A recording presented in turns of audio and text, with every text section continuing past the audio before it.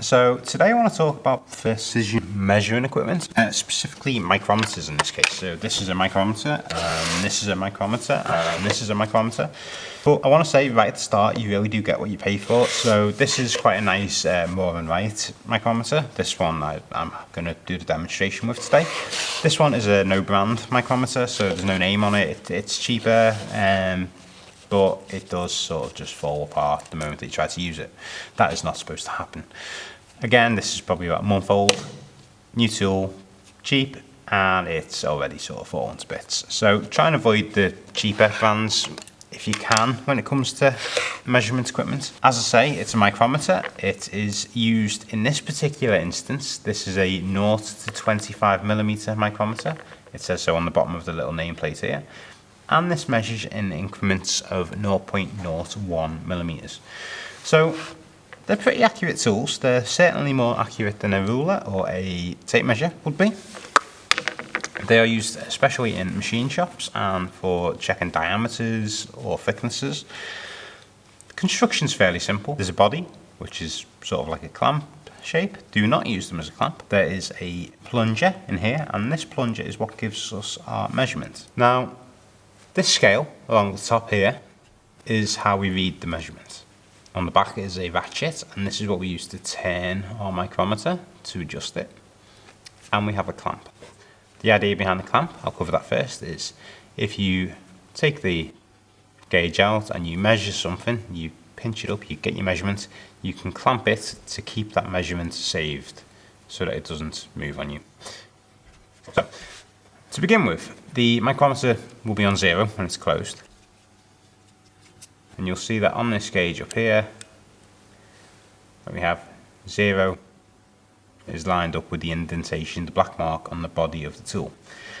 Now, for every rotation of this body, that is ½ millimeter. So if I was to open this back up and spin around once until it goes back to 0, that is ½ millimeter. Each reading on here is 1/100th of a millimeter, so if I go back, and if we go to like, say, 20, that is 0.20 of a millimeter. It's 1/5 of a millimeter, and each full rotation is ½ a millimeter. So when I get to 0, if I go around again, all the way to 0, that's adding another 50/100ths. So 2 rotations of this dial is 1 millimeter. As we can see here, our gap is 1 millimeter. If I open our micrometer up and I bring in a drill bit that I have to hand, if I want to measure this drill bit, I can see that that does not fit in my micrometer yet, so I'll keep opening it up.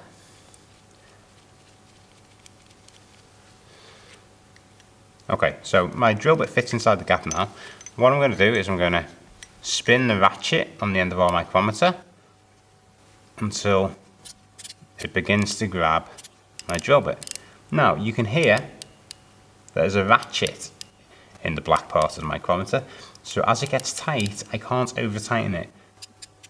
Using that ratchet stops me from squeezing the part. So that is the size of my drill bit. I can put my clamp on now. Okay, so I've clamped the drill bit using the stop. I can remove the drill bit now and take my reading. So here we can see up to 5 millimeter has been uncovered, which is great. And then we go 6, 7, 8, and it's just showing the half after. So this is, looks like it is 8.56 millimeters in this particular measurement. So if we go back there, 8.56, that's what we're measuring at now. And if I check my drill bit, I'm sure there's probably a size on here already. So yeah, we can see that is an 8.5 millimeter drill bit. If that does look a little bit unsure, we can remove our clamp again. Let's make it a little bit easier. If I spin our micrometer back in, you can see I've taken it back to 0 there, so that's 8.5. And if I go for a full rotation back, you should see that our 8 millimeters is uncovered there. We've got 5, 6, 7 along the bottom. And because we're on 0, we know that's 8. And then we were an extra half, so 0.5.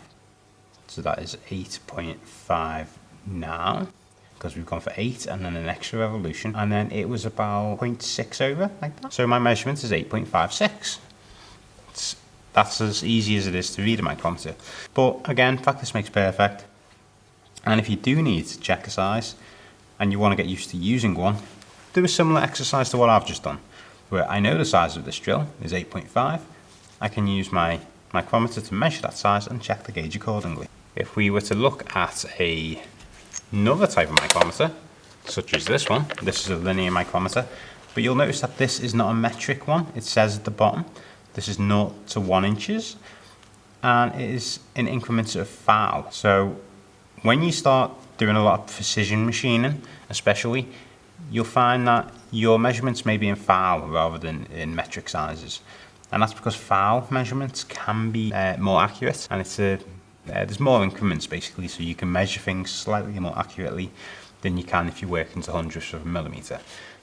And the scale on this is the same, the construction is the same, but you'll notice that this is slightly different in terms of once you've uncovered the scale along the bottom, it'll start to unwind itself as an imperial scale. Now these are eighths of an inch, so it'll only go up to 8.